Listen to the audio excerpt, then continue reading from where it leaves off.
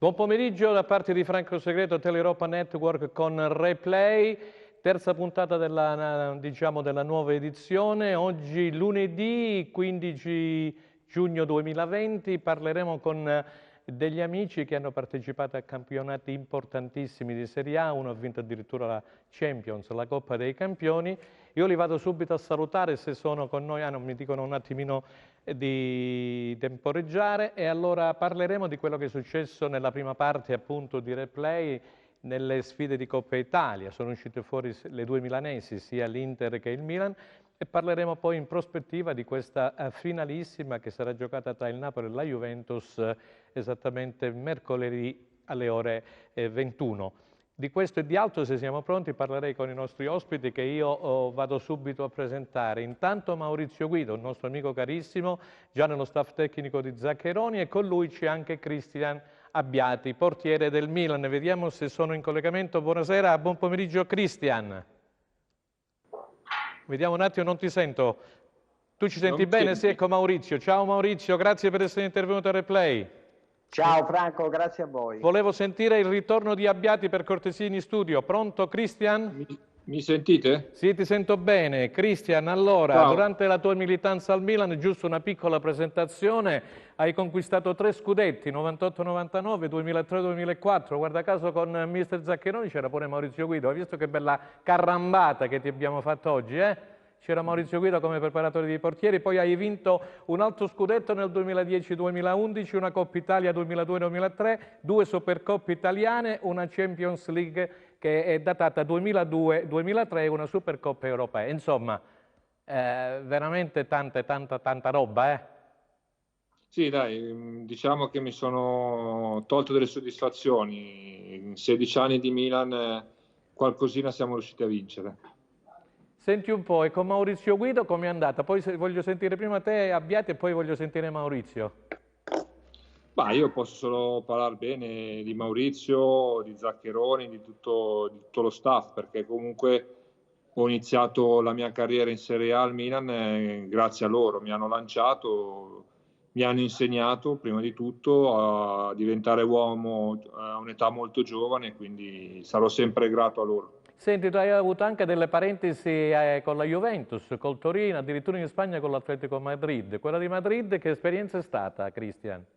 È stata un'esperienza fantastica, un modo di vivere il calcio totalmente diverso dall'Italia, con meno pressioni, meno angoscia, meno polemiche. È stata veramente un'esperienza bella. Poi ho avuto la fortuna di giocare in un grande club storico che è l'Atletico Madrid.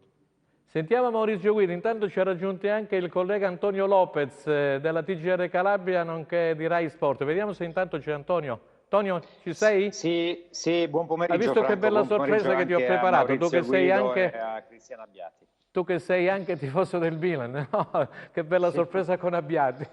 Infatti. Maurizio Guido dall'altra parte, eccolo là. Grazie Maurizio, grazie Maurizio. Hai sentito Abbiati che cosa ha raccontato del Milan, di Zaccheroni? Dice che è stata una bella esperienza anche quella di Madrid con l'Atletico. Beh, è stata, diciamo, una gratificazione generale comunque, perché noi all'inizio siamo arrivati in un grande club, grandissimo club. Probabilmente allora mi sembra che il Milan fosse la squadra più titolata al mondo, e quindi per noi era un grande salto di qualità. Io posso dire soltanto questo, che in tempi non sospetti, quando ancora giocava Lehmann titolare, Rossi come secondo e Cristian che veniva da Monza come terzo, quando Galliani, Braida mi chiedevano un po' del parco portieri, io dicevo che comunque per quello che vedevo sul campo, quello a mio avviso più completo, Sì. Visto anche il gioco di Alberto che se la gioca sempre, era Cristian. Perché spesso e volentieri ci allenavamo a parte, vedevo intanto la sua grande voglia, voleva stupire, voleva salire su questo treno e ho notato subito che aveva un gran carattere e quindi probabilmente nel momento in cui fosse salito non sarebbe più sceso. E quindi gli dicevo, a mio avviso, quello di prospettiva, quello che sicuramente di meno non dà degli altri e in più ha sicuramente una vita molto più lunga dal punto di vista calcistico, quindi vedevo in lui già veramente un grande campione. Sentiamo Antonio Lopez, che ricordo hai di quel Milan targato Zaccherone, di Abbiati in particolare?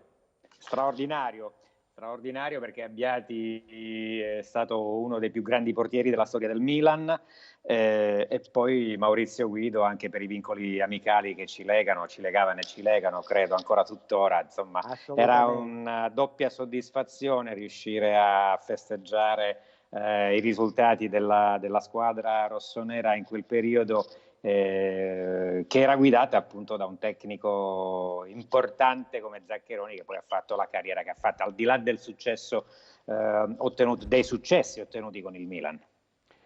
Ecco, io ho iniziato la trasmissione quest'oggi, Antonio, parlando della Coppa Italia, di quella che sarà poi la finale fra 2 giorni tra appunto il Napoli e la Juve di Sarri, il Napoli del nostro amico Gattuso. Le due milanesi però sono uscite fuori. Ecco, che impressione hai tratto tu di queste, diciamo, sia dell'Inter che del Milan? Beh, insomma, intanto è un calcio strano, stranissimo, surreale, perché si gioca senza pubblico, e già questo è un motivo che magari tende a limitare le motivazioni delle squadre, dei giocatori. E poi si vede nettamente che insomma pesano sulle gambe quasi circa 3 mesi di inattività. Poco vuol dire che le squadre hanno ripreso ad allenarsi da un mese o da poco meno di un mese. Sì, sì. In ogni caso, insomma, la partita ha un suo significato importante anche sulla tenuta fisica. Su questo non devo essere io a dirlo, ma magari lo stesso Maurizio o Christian possono testimoniare che come allena la partita non può allenare una preparazione fatta in fretta e furia, così come è successo per tutte le squadre subito dopo l'interruzione del lockdown. Sì, volevo chiedere a Cristian Abbiati, di come quello che dicevo con Antonio Lopez prima, Inter e Milan fuori, all'Inter rimane il campionato, si giocherà il campionato, lo scudetto, al Milan invece cosa resta, secondo Abbiati?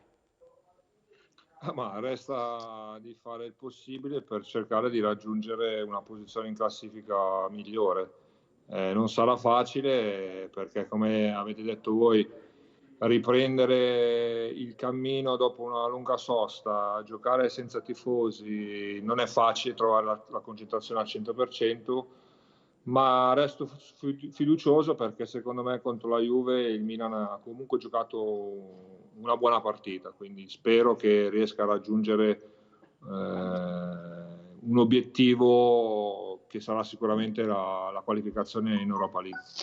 Qualificazione dicevi in Europa League, io ti faccio un'altra domanda. Dei 4 portieri che abbiamo visto finora all'opera, dopo che il campionato è ripreso, la Coppa Italia è ripresa dopo quasi 90 giorni, chi hai visto più in palla tra Gigio Donnarumma, poi c'era Buffon dall'altra parte, Ospina ancora e Andanovic con la maglia dell'Inter?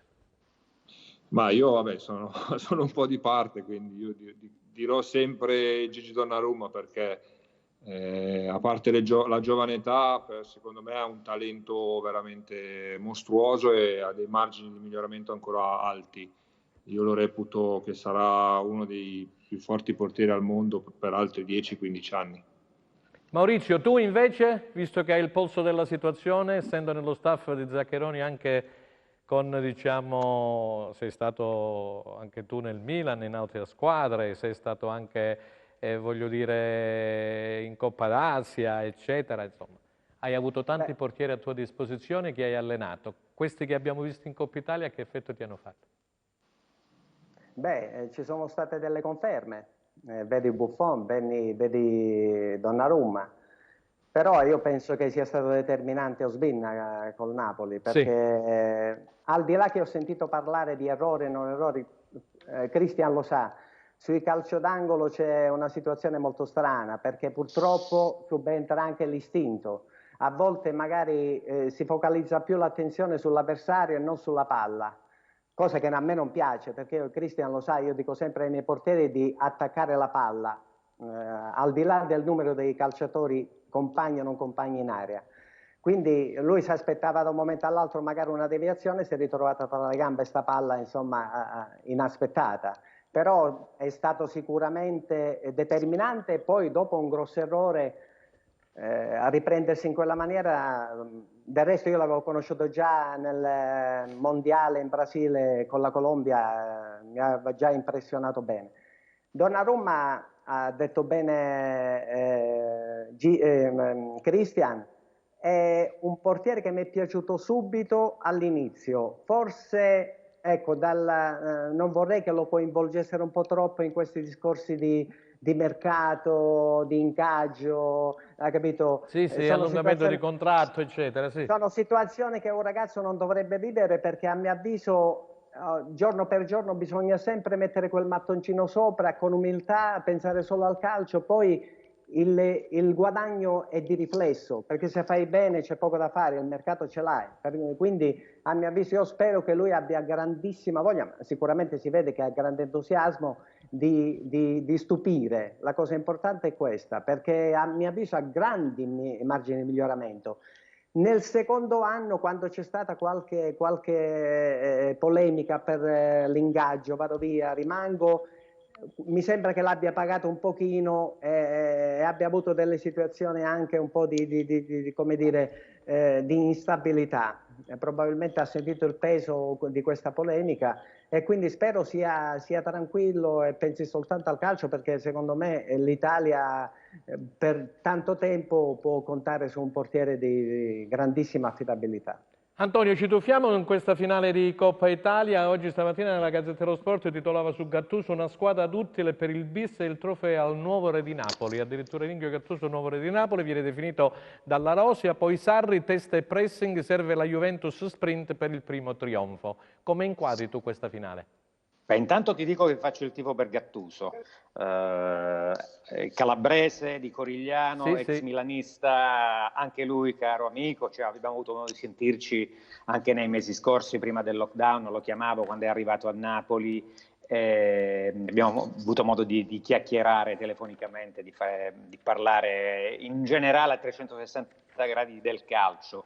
Penso che il Napoli possa mettere in difficoltà la Juventus, lo ha già fatto con l'Inter, al di là delle prodezze di Ospina. L'incertezza sul gol di Eriksen mi è sembrata del tutto relativa, poi il Napoli comunque ha meritato il pareggio, anche se l'Inter ha avuto modo di recriminare attraverso Conte nel dopogara. Magari il tecnico dell'Inter lo conosciamo, sappiamo di che pasta è fatto, non ci sta mai a perdere o ad essere, come in questo caso, eliminato da una competizione importante come la Coppa Italia, ma il Napoli ha i numeri e le possibilità di mettere in difficoltà la Juventus, perché la Juventus, vista all'opera contro il Milan, non mi è sembrata brillante, non mi è sembrata in grandissima forma, al di là delle assenze che lamentava nella sfida contro la squadra rossonera. Per quanto riguarda le percentuali, io come in tutte le finali, d'altra parte, 50 e 50. Ecco. Io volevo coinvolgere Cristian Abbiati su questo appunto, su questa finalissima di Coppa Italia. Cristian, come inquadri il Napoli di Gattuso? Tu Gattuso lo conosci benissimo, no? E come la Juve di Sarri?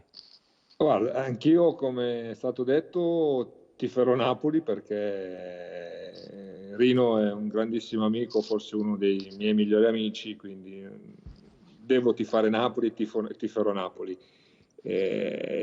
Percentuale, anch'io sono sul 50-50, perché sarà un campo neutro per entrambe le squadre e senza tifosi, quindi partiranno alla pari. La Juve, d'altro canto, è abituata a vincere, questo anche se gioca male, sicuramente ha una rosa sicuramente migliore del Napoli e ha tantissimi campioni che possono risolvere la partita da un momento all'altro.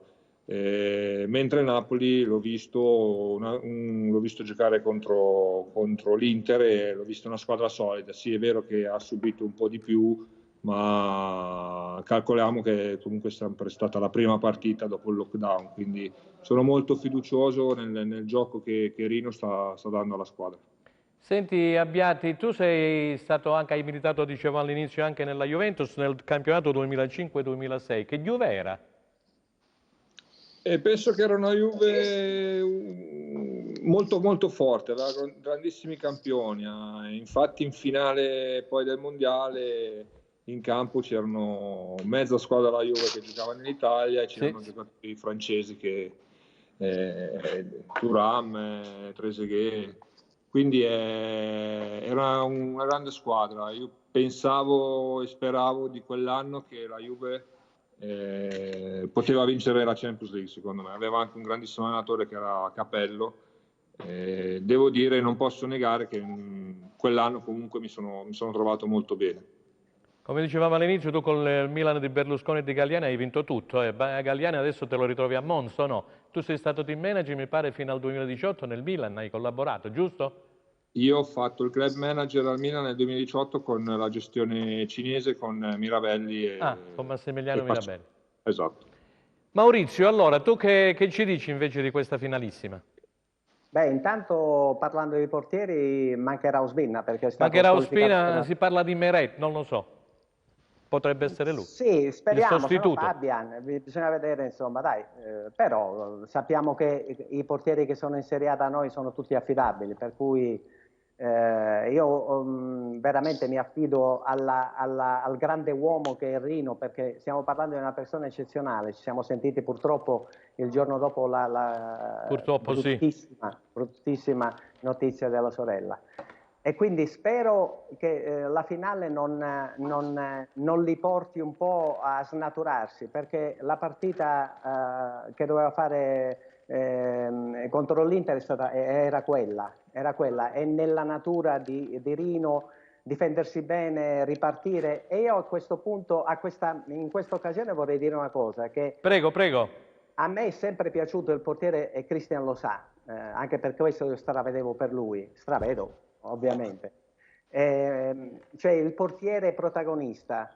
A me piace, praticamente per me il portiere è un atleta come gli altri, è un calciatore come gli altri, può fare tutto come gli altri giocatori e in più può usare le mani. Quindi deve essere, a mio avviso, uno in più nella squadra, non deve essere l'ultimo baluardo.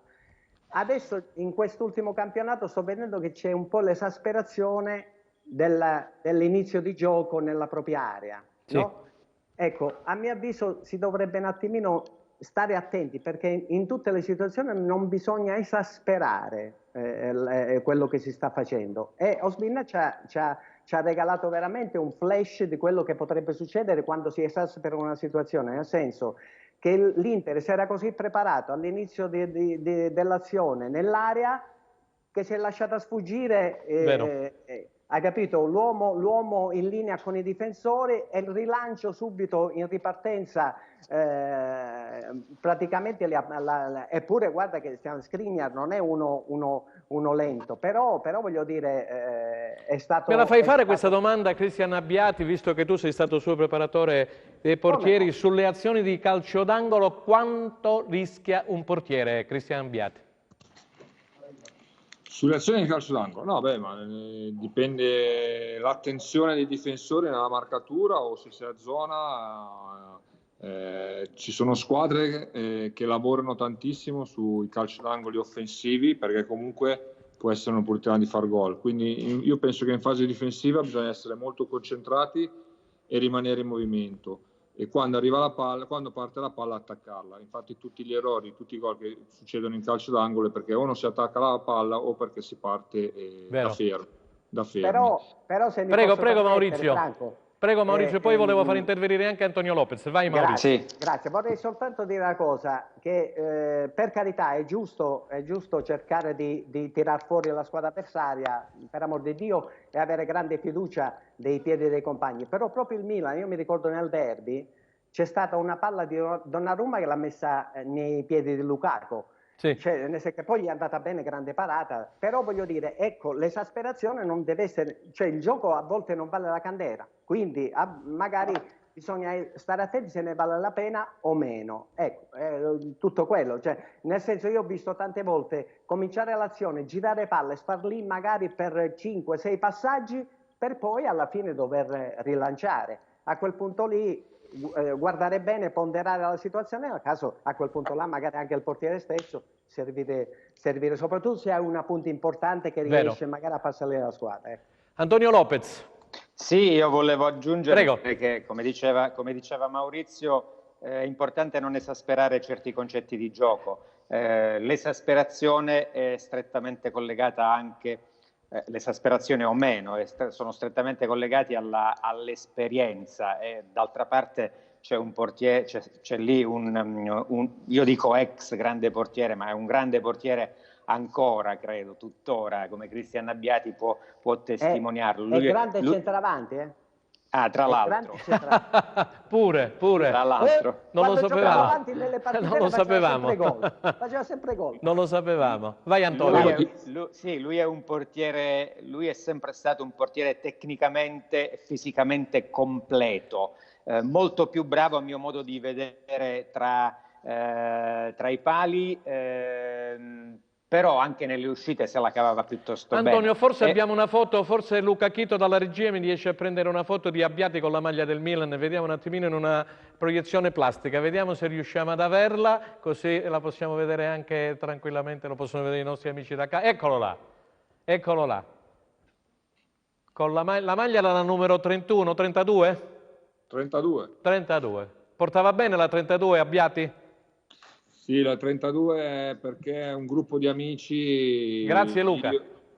Perché un gruppo di amici abbiamo deciso di indossare la 32, io, Vieri, Di Biagio. Mi dici nei tuoi anni del Milan il difensore più forte che hai avuto praticamente nel tuo reparto? Sai, è difficile fare un nome su tutti perché ne ho avuti tantissimi. Penso che Sandro Nesta, quando era in forma, non ce n'era per nessuno. L'attuale allenatore del Frosinone, che abbiamo avuto qui a Cosenza, lo abbiamo intervistato. Esatto. Maurizio, allora io vado subito. Abbiati, Franco, scusa. Prego. E in che posto sta Maldini, Abbiati? Lo 0,0001 dietro Nesta.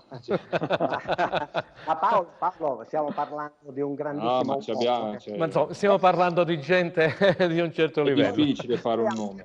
Poi Alberto gli ha allungato la carriera, perché giocando a 3 praticamente gli ha detto la fascia falla fare a Gullit o a qualcun altro, insomma, che a 3 puoi veramente giocare ancora tantissimi anni. E tra l'altro io direi da non sottovalutare, non dimenticare l'intelligenza di Costa Curta, perché come teneva corta squadra, alta la squadra Billy, ce n'erano pochi. Poi Nesta quando stava bene, perché l'ho avuto anche alla Lazio, è una cosa incredibile. Straordinario. Un difensore di 1,90 con quella velocità e quella tecnica è incredibile, è la perfezione. Sentiamo la replica di Abbiati.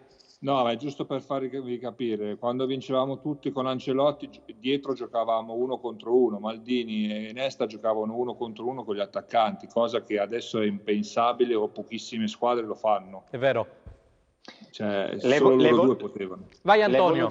L'evoluzione di Maldini da terzino sinistro, poi è passato terzo difensore a sinistra nei 3 finché è diventato centrale accanto a Nesta, poi definitivamente centrale accanto a Nesta. O sbaglio? Esatto. Giusto.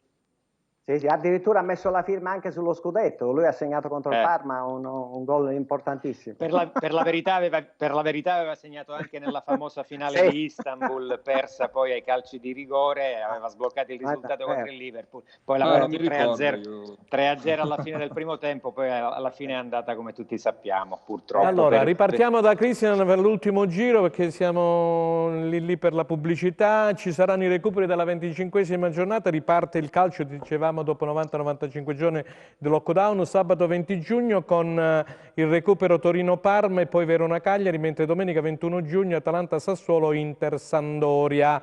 E allora, Abbiati, che campionato vedremo? Che finale di campionato vedremo? Perché mancano 12 partite, no? Sarà un campionato diverso, abbiamo detto, senza pubblico, eccetera. Io penso che tu hai giocato qualche volta con lo stadio senza pubblico? Sì, forse 1 o 2 volte.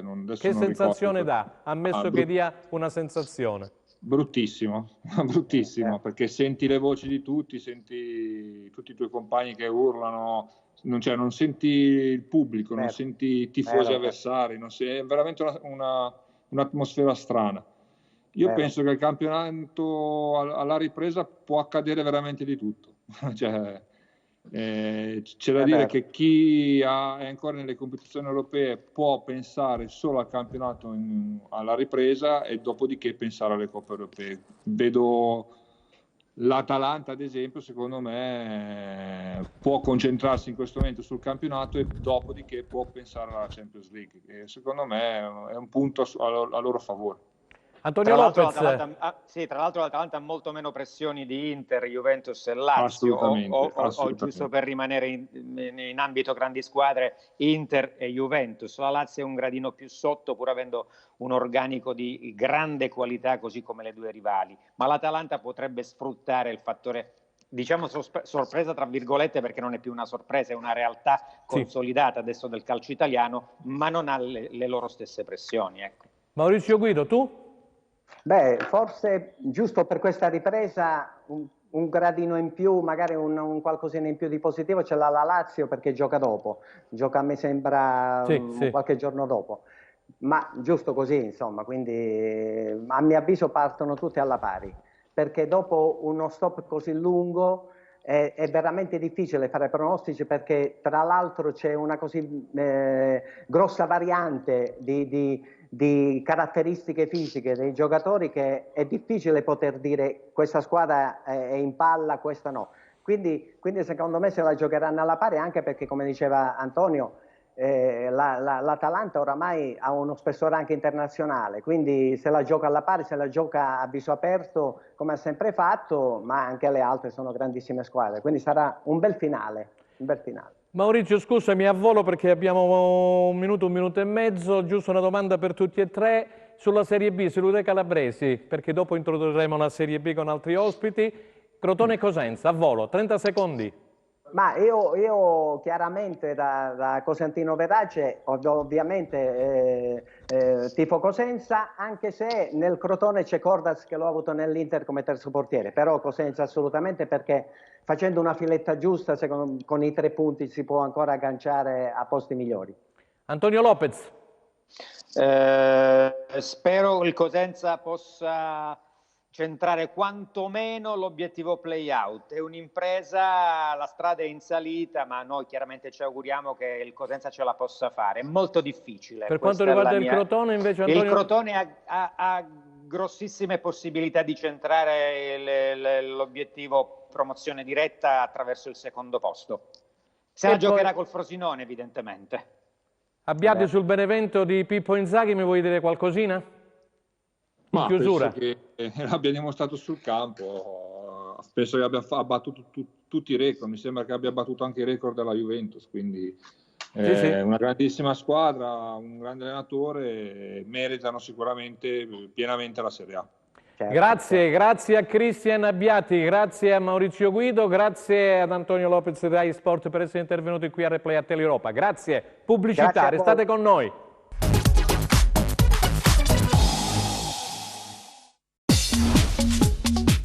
Cerca Teleuropa sul tuo Play Store o Apple Store e scarica la nostra app.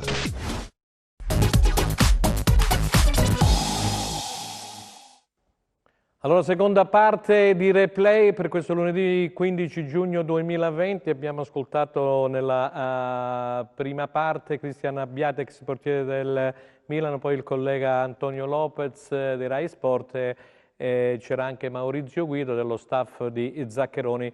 In questa seconda parte andiamo ad introdurre la Serie B, lo facciamo con Franco Gagliardi, che vedo già in onda. Mister, ci sei questa volta? Ti sei attrezzato bene? Sì, benissimo. Allora, speriamo che non ti diano problemi dal punto di vista proprio tecnologico, non ci siano dei problemi. Vedo anche il direttore sportivo del Crotone, Peppe Ursino. Grazie direttore per essere con noi. Grazie a voi. E poi dovremmo avere Franco Colomba, se riusciamo a metterci in contatto anche con l'ex allenatore di tante squadre, tra le quali anche Napoli, Reggina, Bologna, Padova, Vicenza. Vediamo un attimino. Partiamo allora con il direttore sportivo del Crotone, Peppe Ursino. Direttore, leggevo un po' di dichiarazioni sia del presidente Vrenna sia dell'amico Giovannino Stroppa. Saranno 10 partite praticamente con dei punti interrogativi, le 5 sostituzioni, insomma, dice non avremo probabilmente, diceva Stroppa, il ritmo delle 4 vittorie consecutive, hanno inciso tantissimi 2 mesi e mezzo, però nel gruppo Crotone c'è tanta voglia di tornare in campo. Ecco, come inquadriamo, direttore, la situazione? Ma hai detto tutto tu.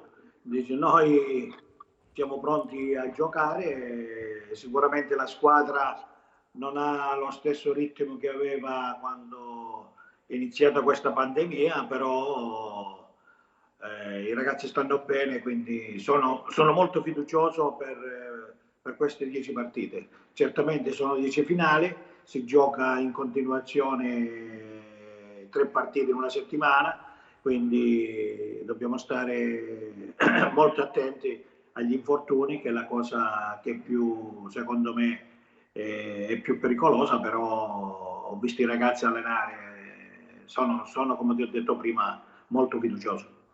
E sentiamo Franco Gagliardi. Allora, Franco, ci sei? Sì. Eccomi. Ti vedo. Buonasera, Allora, buonasera. hai sentito il direttore Ursino? Certo, lo saluto. Ciao. Ma non sono distante dal pensare che il Crotone ha le carte in regola. Sicuramente non ha trascurato quelli che sono stati gli insegnamenti del mister e la serietà della società anche in questo periodo di pandemia. Penso che possa centrare direttamente, così come diceva prima, il collegamento con Abbiati e tutti gli altri colleghi di prima. Sì. Sei stato bravo anche a far intervenire e che hanno riconosciuto nel Crotone, così come io gli riconosco, oltre a una buona struttura, una buona conduzione da tutti i punti di vista. Non so se abbiamo dalla regia, se abbiamo Franco Colomba. Luca Chito, abbiamo mister Colomba? Ecco qua, mister, grazie, eccolo là, lo vedo. Mister, mi sente? Buonasera. Sì, sento. Grazie mister Colomba per essere intervenuto. Dicevo, insomma, una lunga carriera, mister Colomba, con la Regina, vittoria di un campionato, tra i giocatori importanti anche Pirlo, Baronio, Cozza, Possanzini, leggevo Cirillo, Bogdani, insomma tanti giocatori, poi Napoli, Regina, dicevo Livorno, Avellino, Cagliari, Verona, salvezza in Serie A col Bologna, col Parma, Padova, Ponsiti e poi Livorno. Mister, come inquadriamo questo campionato di Serie B che praticamente riparte dopo quasi 95 giorni? Lei che conosce a menadito, insomma, con la sua esperienza il campionato cadetto. Ma come sempre nell'incertezza, vale a dire, perché ora è tutto da scoprire, questo finale legato ai playoff, legato ai playout, legato a tante cose, quindi alla condizione, all'aspetto psicologico, all'aspetto fisico, quindi non si può dire che ci siano certezze, è tutto abbastanza da scoprire volta per volta, quindi staremo a vedere.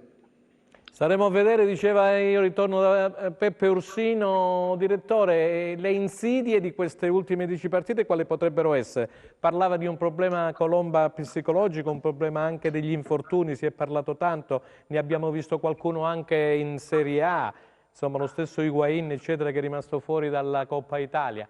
Le insidie quali potrebbero essere dopo 3 mesi di inattività o quasi? L'ho detto prima, sono gli infortuni.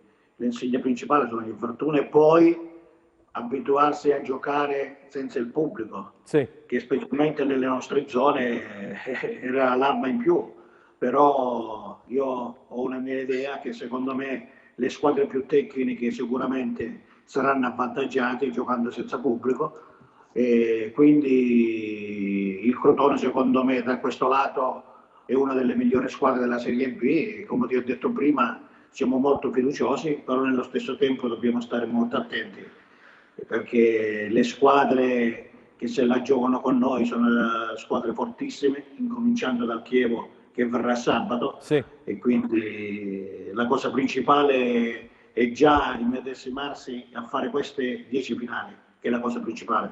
Direttore, le 5 sostituzioni, come le inquadriamo? Io ero contrario, sono contrario. Contrario alle 5 sostituzioni, perché? Secondo me ti cambiano l'impronta della squadra. Una squadra che ha un certo modo di gioco facendo 5 sostituzioni non è più quella di... E quindi bisogna stare molto ma molto attenti. Io sono l'esempio più lampante è la dichiarazione di Sarri a fine partita dopo Juventus e Milan, che secondo lui ha sbagliato le 3 sostituzioni fatte subito. Quindi io sono molto curioso a vedere un'altra cosa: quanti allenatori in una singola partita faranno 5 sostituzioni? Secondo me non tutti, secondo me molto pochi, sì. Perché avendo la squadra un impianto di gioco, avendo quegli uomini che interpretano quell'impianto di gioco, è difficile che l'allenatore cambi modulo oppure mette altri giocatori.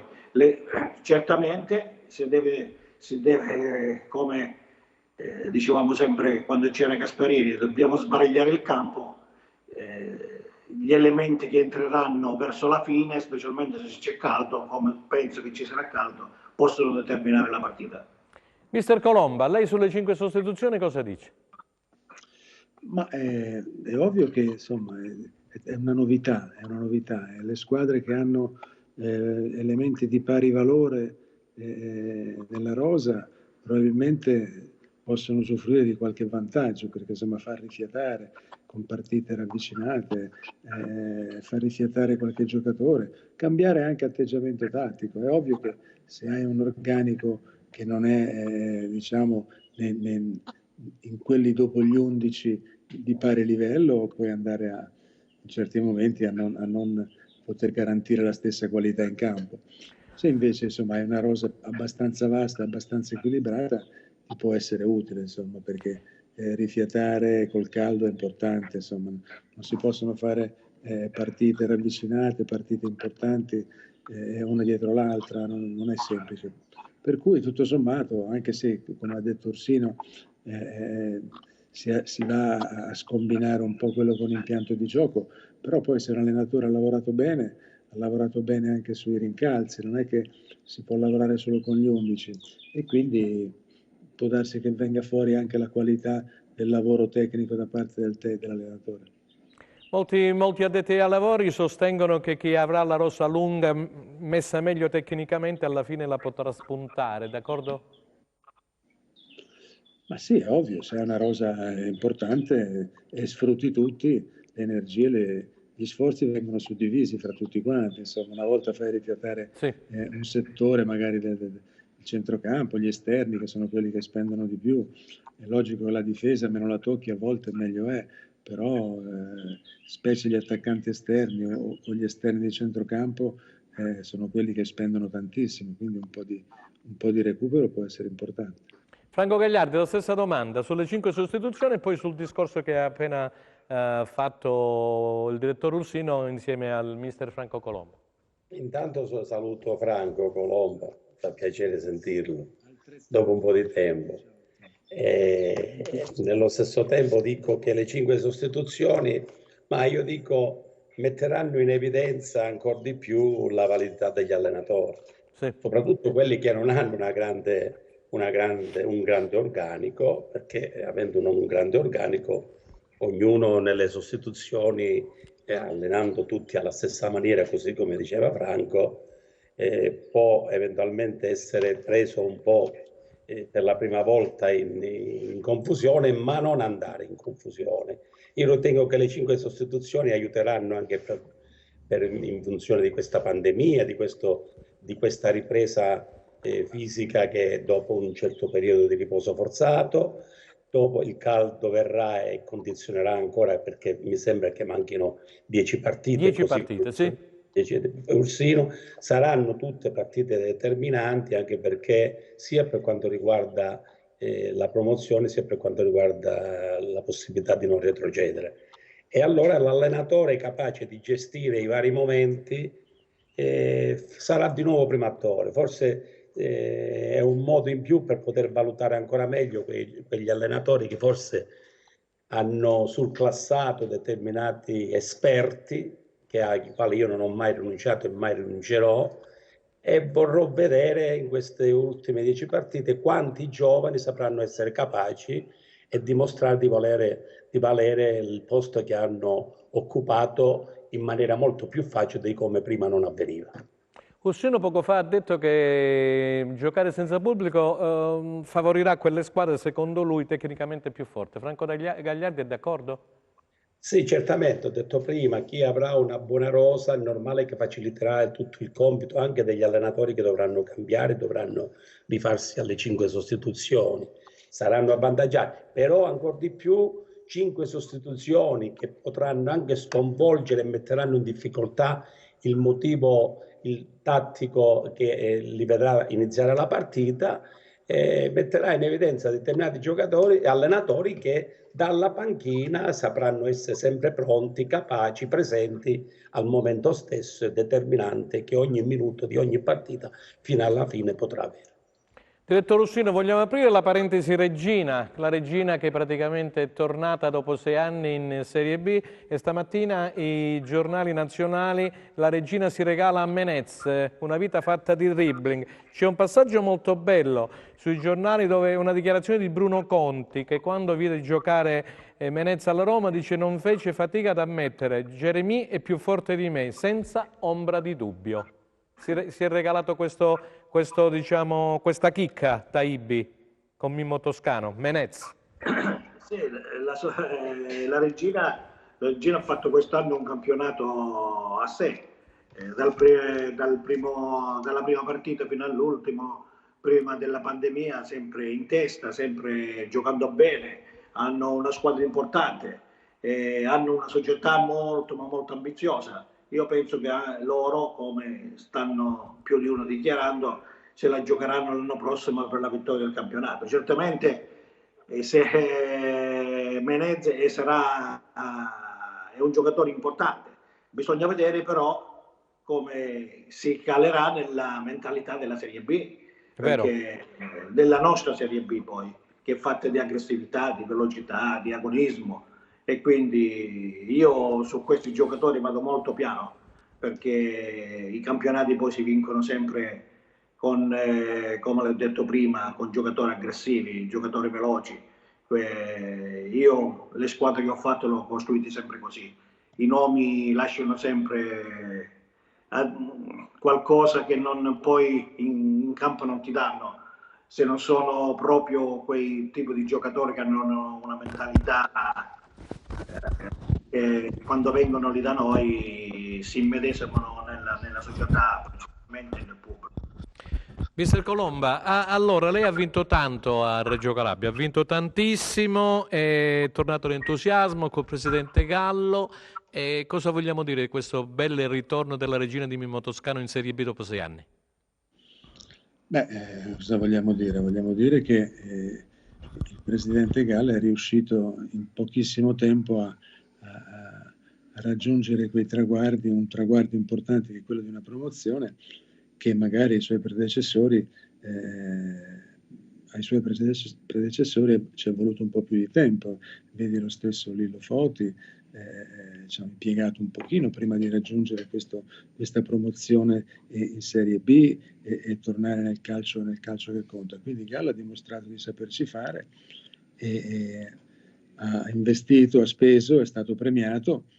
Ora c'è una città con un grande entusiasmo, con una grande voglia di sognare ancora, perché la verità è questa: la B in questo momento nella testa dei tifosi di Reggio Calabria deve essere un campionato di passaggio, no? Perché io sono stato lì 5 anni, so benissimo che il loro sogno è quello di tornare in Serie A, e quindi se manterranno le promesse anche quest'anno la società farà sicuramente una compagine all'altezza.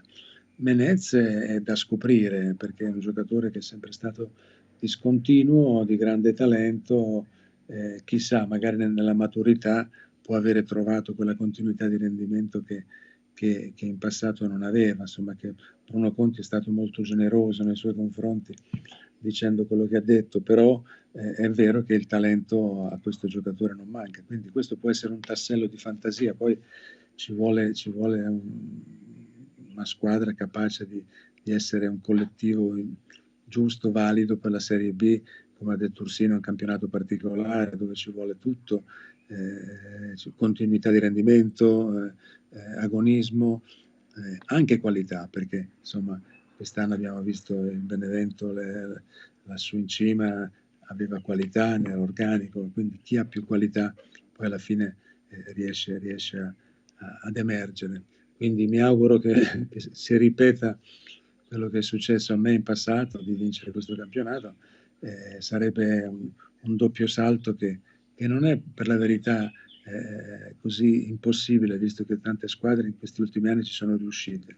E allora perché non sognare? Arrivano da Reggio, perché tu a Reggio sei stato lì anche tu tanti anni. Beh sì, io sono stato 5 anni, quindi 5 anni sono tanti per riuscire a immedesimarsi in quello che è lo spirito di una città. Infatti per me è accaduto questo e mi ritengo veramente onorato di essere entrato in sintonia con una città che ha voglia di emergere. E questo, abbiamo fatto belle cose, mi auguro che possano ripeterle ancora. Sentiamo Franco Gagliardi, anche lui tanti anni a Reggio. Ma io ho condiviso con Franco tante gioie, magari anche pure qualche dolore, però devo riconoscere che dal dolore sempre siamo risaliti nella categoria importante. Voglio dire solo che una differenza di questa regina la troviamo nei presidenti. Foti non aveva tanti soldi, a dire la verità. Nei primi tempi ha sofferto e ha costruito tutto quello che poi in effetti ha dato la possibilità di andare in Serie A tipo settore giovanile, collaboratori importanti. E i soldi sono venuti dopo. Gallo invece ha avuto coraggio, sicuramente, ma ha avuto una disponibilità economica che ha messo a disposizione di gente esperta e a cui dobbiamo riconoscere che c'è già stata una prima vittoria, che è un campionato di C per andare in B. Quello che verrà verrà sicuramente in funzione di una città che è abituata alla vittoria, sa gestire la vittoria e vuole primeggiare per andare in Serie A, perché ha già vissuto questa nota positiva che tutte le squadre si augurano. In Calabria, ahimè, poche sono state le squadre, tranne il Catanzaro in un primo momento, che ha potuto centrare l'obiettivo della massima serie. La regina, diciamo, è di casa in questo tipo di discorso e Franco Colomba ne sa qualche cosa, ma ritengo che Gallo ha fatto un grande investimento, soprattutto attraverso una passione che io riconoscevo a Foti, a cui ha abbinato anche una capacità economica non indifferente. Allora, direttore Ursino, parliamo del campionato che ripartirà si giocherà praticamente Ascoli-Cremonese e poi sabato prossimo le due calabresi. Introduciamo anche il discorso Cosenza. Cosenza ospiterà al San Vito Marulla alle 18 Lentella, mentre il Crotone appunto il Chievo Verona. Che partite saranno secondo Peppe Ursino? Per quanto riguarda la nostra, te l'ho detto già prima, sì, sarà una partita molto difficile, equilibrata, perché loro si giocheranno le ultime carte secondo me in queste 2 o 3 partite, perché puntavano loro direttamente alla Serie A dall'inizio del campionato. Per quanto riguarda il Cosenza, io penso che queste sono partite, se deve, come mi auguro io, raggiungere la salvezza, sono partite da vincere. E hanno la possibilità, perché secondo me il Cosenza non merita la posizione che è in classifica, è una posizione che in base all'organico che hanno potevano tranquillamente essere a metà classifica. Quindi saranno queste 10 partite, saranno tutte 10 partite molto difficili, molto equilibrate, perché non sai in che condizioni i giocatori si presentano, perché dopo 3 mesi di fermo totale, quindi vedi le 2 partite di semifinale di Coppa Italia a basso ritmo,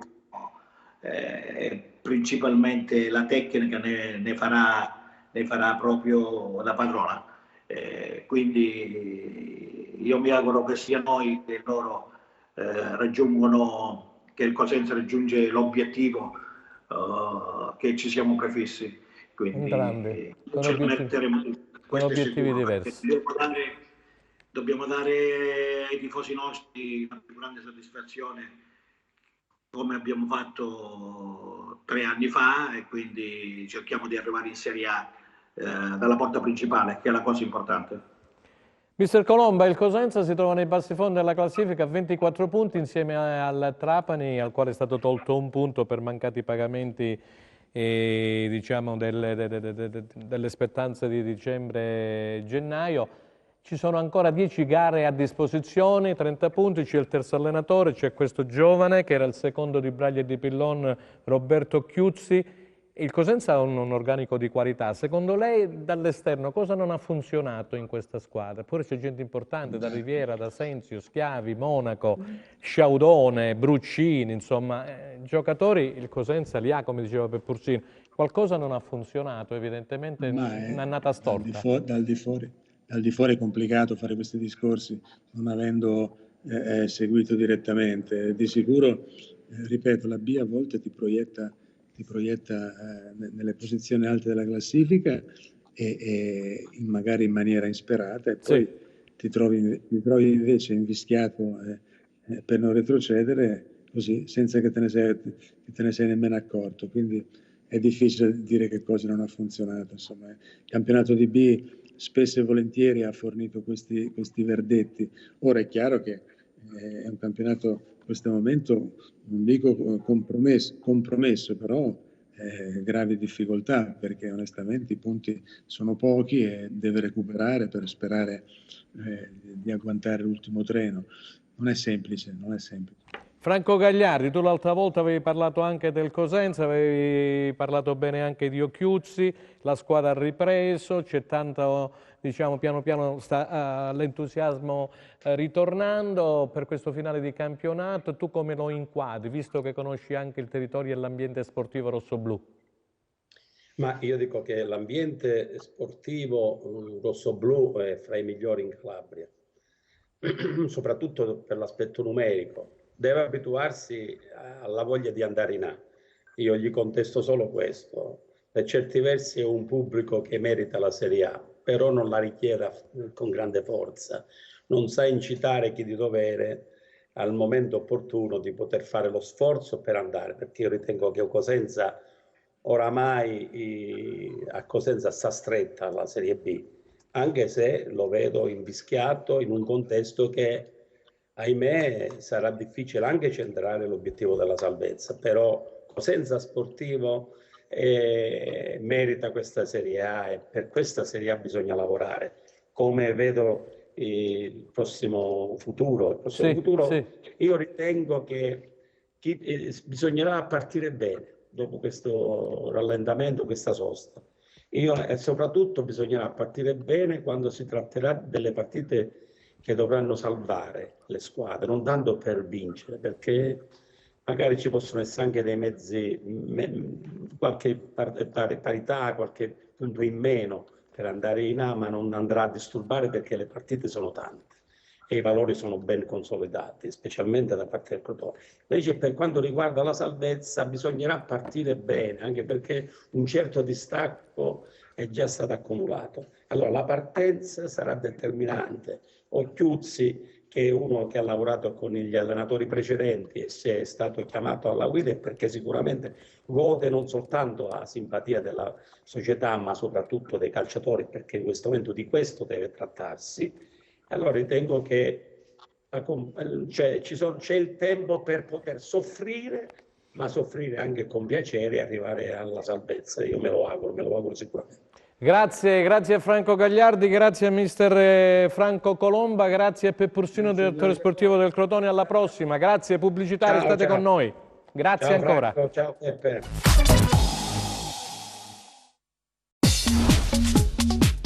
Cerca Teleeuropa sul tuo Play Store o Apple Store e scarica la nostra app.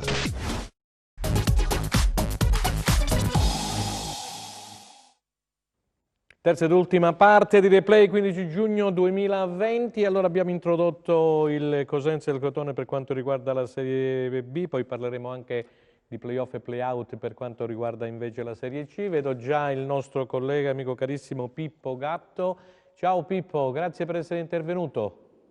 Ciao Franco, buon pomeriggio a tutti quanti i telespettatori, come va? Tutto bene? Tutto a posto, sì, tutto a posto Pippo. Abbiamo introdotto il discorso della Serie B, ci sarà in settimana questo recupero, dicevamo, tra Ascoli e Cremonese, lo seguiremo naturalmente, e poi sabato il Cosenza incontrerà il San Vito Marulla.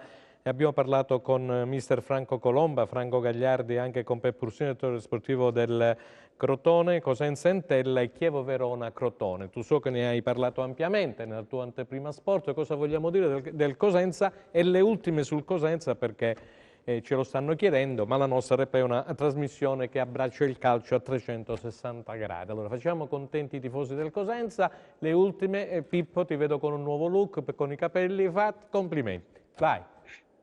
Sì, vabbè, è arrivato il caldo, Franco, pare pure giusto la scapigliatura. E allora, il Cosenza sta lavorando, oggi rientra dopo il giorno di riposo con praticamente tutti quanti disponibili.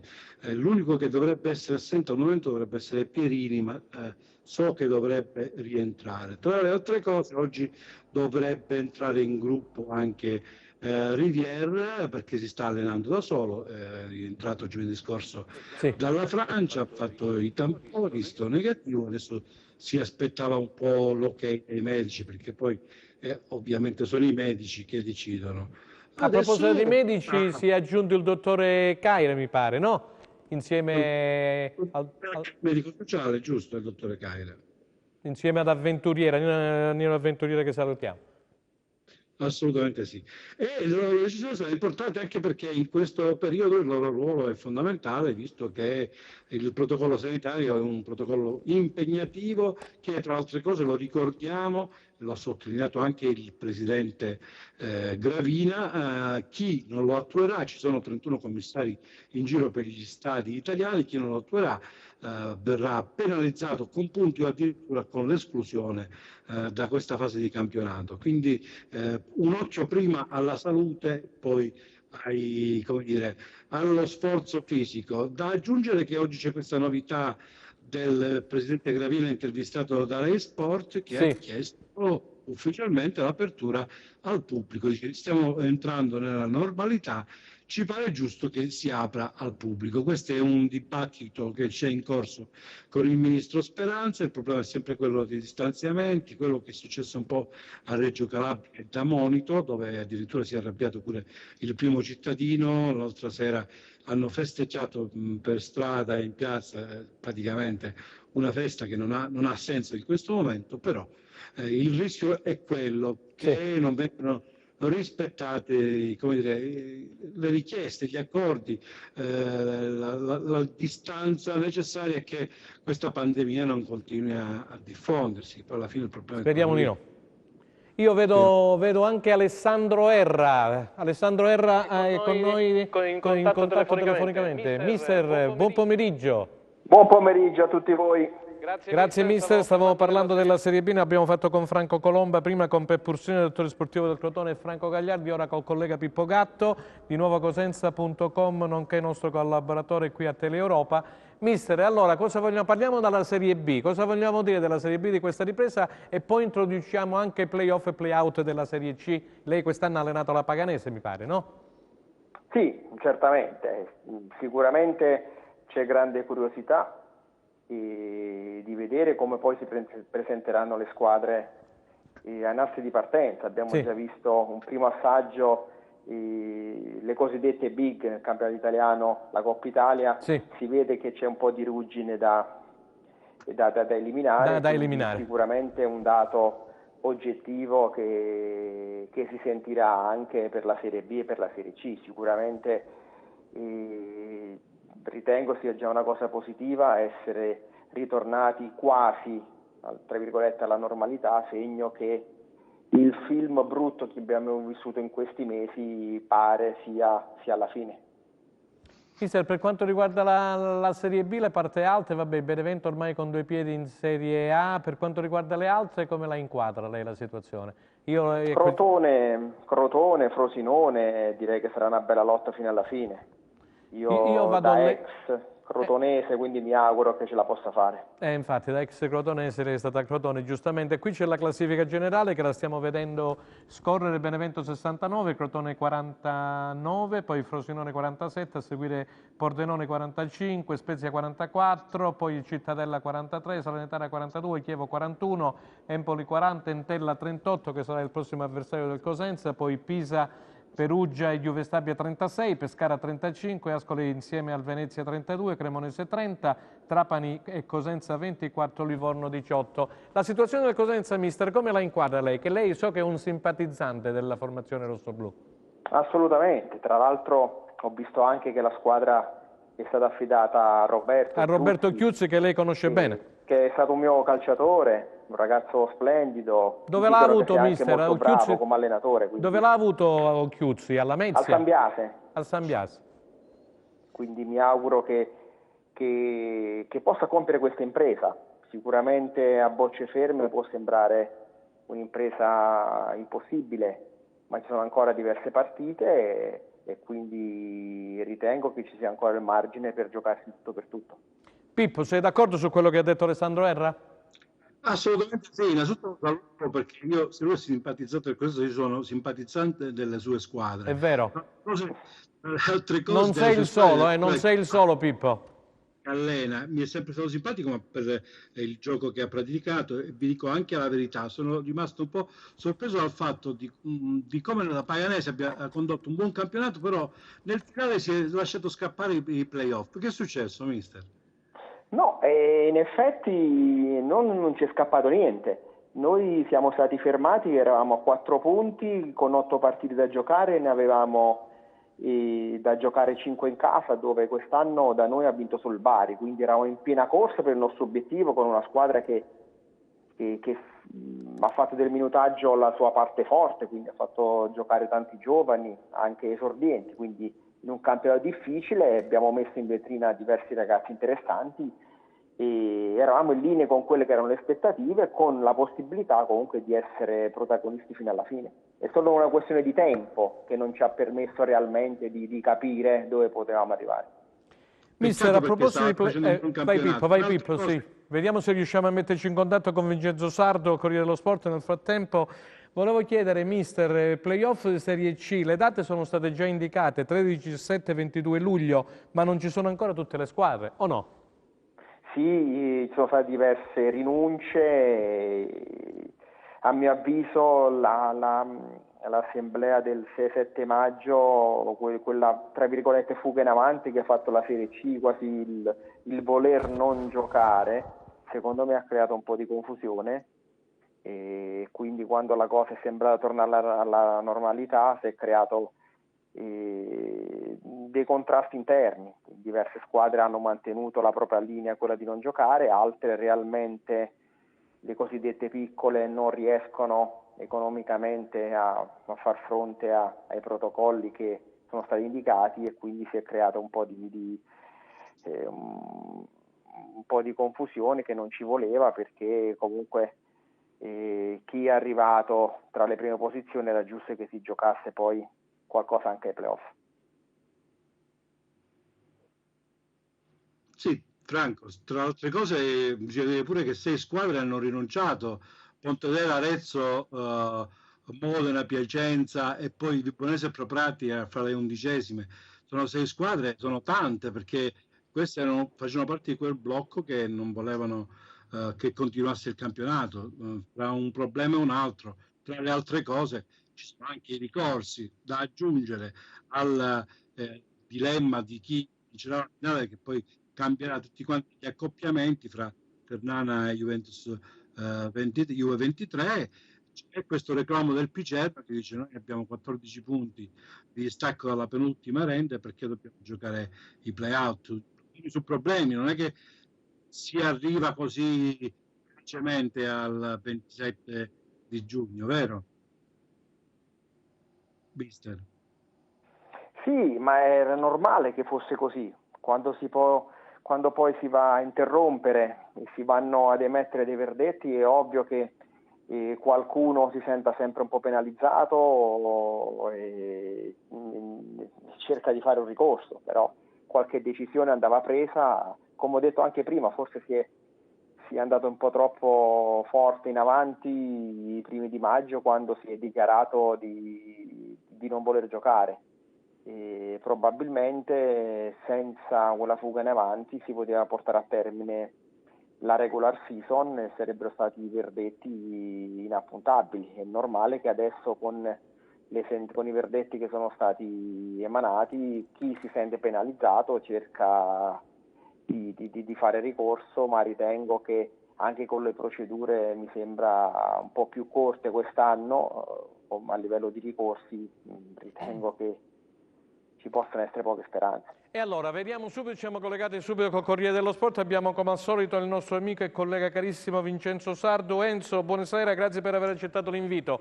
Io sono qui con mister Alessandro Erra, abbiamo introdotto un po' la Serie B e stavamo parlando dei playoff appunto della Serie C anche col collega Pippo Gatto. Abbiamo detto delle date 13, 17 e 22 luglio, la domanda: non ci sono ancora tutte le squadre, però ci sono le date? No, non ci sono, perché gran parte è regolato dalla finale di Coppa Italia tra Ternana e Juventus Under 23, che determina vari meccanismi di classifica, sì. Addirittura squadre che secondo, se vince una o l'altra, passano direttamente al terzo turno perché saltano il secondo scalando una posizione di classifica. Insomma, una cosa un po' complicata, ma purtroppo è figlia della situazione, andando a innestarsi su un meccanismo che di per sé è già abbastanza robusto, non dico complesso, robusto, perché tenete conto che la parte che segue il calendario normale va a considerare 28 squadre, quindi è quasi un secondo campionato che si viene a giocare, magari con una formula più snella, però sono sempre 28 squadre, che sono tante. Senti Enzo, c'è con noi anche Alessandro Erra, vuoi chiedergli qualcosa per quanto riguarda questo campionato ad Alessandro Erra? Sì, se è vero che è stato confermato per la prossima stagione, cioè se ne parla in questi giorni. Mister, se ne parla? Sì, salve. Conferma per Pagani? Ho avuto un primo incontro la settimana scorsa col presidente, ce n'è in agenda un altro per fine settimana. Direi che le intenzioni sono reciproche e vanno nella stessa direzione, quindi ritengo a questo punto sia solo una formalità. Mister, volevo chiedere sia a lei che a Vincenzo Sardi e a Pippo questo regalo della regina di Menez. Ne abbiamo parlato poco fa con Franco Colombo e anche col direttore sportivo Ursino e anche con Cristian Abbiate, ex portiere del Milan. È un bel regalo per la regina questo Menez, però bisognerà vedere in che condizioni è. Quello è ovvio, però un giocatore non si discute, le qualità tecniche, il talento. E tra l'altro anche quest'anno, quando è arrivato Dennis, c'era qualche dubbio che è stato poi fugato con le risposte che sono state sul terreno di gioco, quindi sicuramente se la regina cercherà di andare in quella direzione avrà avuto le garanzie necessarie, ma a livello tecnico, a livello di qualità è un giocatore di una categoria diversa. Enzo Sardo e poi Pippo sulla regina. Ma la regina secondo me sta incominciando a lavorare per programmare la Serie A nel giro di 3 anni. Ora non voglio anticipare le speranze del presidente. Sì, vabbè, ma queste sono praticamente le intenzioni e gli obiettivi del presidente Gallo. Sì, nel momento in cui comunque sta costruendo, come dicevo già in altre occasioni, sia un organico di un certo livello, una struttura tecnico-organizzativa importante, perché Taibi, il direttore sportivo, sta veramente dimostrando bravo almeno quanto lo era tra i pali. Toscano non si discute come allenatore, uno dei campionati li ha vinti molto spesso e volentieri, e soprattutto sta organizzando una società forte che sta radicando bene nel territorio, che sta dotando di strutture importanti, Sant'Agata, le idee sul Granillo, quindi insomma le idee del presidente sono importanti. Menez non dico che è la ciliegina nella torta, ma è la dimostrazione che si vuole veramente fare qualcosa di importante. Io sono sicuro che darà il suo contributo, facciamo gli scongiuri ovviamente, speriamo che tutto vada a posto e che il giocatore arrivi a giocare con la regina. Sicuramente un giocatore come lui, 33 anni, non possiamo pensare che sia il fuoriclasse dei tempi della Serie A dei bei tempi d'oro della Serie A, ma sicuramente a questi livelli uno che spacca proprio il campionato. Benissimo. Per cui è un giocatore veramente importante. Pippo Gatto, e poi ritorniamo sul Cosenza e sul Crotone. Pippo. Assolutamente sì. Notizia di questi giorni, il presidente Gallo ha rilasciato un'intervista in cui ha detto che il suo obiettivo è la Serie A per una serie di scommesse di particolari che rivelerà solamente poi. Non sappiamo con chi ce l'abbia, però sicuramente c'ha in testa cose grandi, per il semplice motivo che già aver preso Tempestilli per il settore giovanile, sappiamo tutti la fucina importantissima che è il Sant'Agata, che ha prodotto tanti campioni, significa partire col piede giusto. Inoltre è notizia di oggi, la regina è su Asensio del Genoa, che sta giocando con il Cosenza, è stato contattato da Taibbi e pare che sia uno dei prossimi obiettivi della Questa è la regina. notizia, che è uscita poco fa, è vero. Su che tipo di mercato, su che tipo di campionato voglia giocare l'anno prossimo la regina. Enzo, volevo farti una domanda proprio sul Cosenza, 10 gare ancora da giocare, 30 punti a disposizione, che finale di campionato prevedi per la formazione rossoblu che tu conosci benissimo? L'abbiamo, Ma guarda, ne abbiamo parlato tante volte, Franco, del Cosenza. Io sono del parere che questa è una squadra che se recupera un attimino di equilibrio sia a livello emotivo sia soprattutto a livello emotivo, hai ragione, a livello emotivo sì. Principalmente. E poi comunque anche a livello di disponibilità delle risorse umane, perché quelle sono fondamentali in questo momento in cui si tratterà di ripartire subito forte.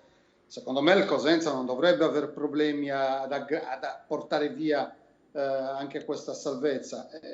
Sai, quando si riprende così, dopo nessuno può dire cosa succederà, perché una situazione del genere non è stata mai vissuta dal calcio italiano, di conseguenza è difficile immaginare, però ripeto, viste le forze in campo, secondo me il Cosenza ce la dovrebbe fare. Speriamo che tutto vada a posto, perché insomma veramente sarebbe un gran peccato un'ipotesi diversa da questa. Ti fai chiedere ad Alessandro Erra cosa occorre in queste ultime 10 gare di campionato dopo 100 giorni di inattività o quasi, mister Alessandro Erra? Occorrono tante cose, anche un pizzico di fortuna. Ritengo che la prima sia fondamentale. Sì. Quella con Lentella, il Cosenza e il Crotone contro il Chievo. Io ritengo che la prima per il Cosenza sia determinante, perché anche a livello emotivo ti può dare una spinta emotiva importante, e quindi il vedere l'obiettivo. Quindi il Crotone ritengo che se la giochi con grande chance insieme al Frosinone per salire dietro il Benevento, ma ritengo che il Cosenza poi veramente possa fare qualcosa di importante se vince la prima. Pippo, novità di Occhiuzzi, 3-4-3, mister Erra va a Occhiuzzi, sta provando questo 3-4-3, difesa 3 come giocava Braglia, 4 centrocampisti e 3 attaccanti. Probabilmente non ci sarà dall'inizio Rivière, che è arrivato solo da pochi giorni, ha fatto i tamponi e i test sierologici, però ci sono Carretta, c'è Baez, c'è Asensio, che lo stanno un po' centellinando per un problemuccio al ginocchio, sì, però dovrebbe farcela. Pippo, le ultime mi stavi dicendo? Sempre sul Cosenza? Sì, stavo dicendo questo qui è che tutto quello che hai detto tu è praticamente confermo in pieno per come lo stiamo seguendo. 3-4-3, c'è mister Tortelli che gli dà una mano e si sta allenando la difesa, così come mister Carnevale gli dà una mano per il centrocampo. Dobbiamo dire che c'è dalla parte sua il Cosenza 6 partite da giocare in casa su 10. C'è dalla parte sua anche l'esperienza avuta con i playoff con Vincente e Occhiuzzi, che hanno lavorato con Braglia nella scalata della Serie B. Sì, nello staff tecnico. C'è l'esperienza anche dei 5 cambi che Occhiuzzi. Pronto? Ecco qui, forse si è interrotta la linea con Pippo. Enzo Sardo, dei 5 cambi cosa vogliamo dire?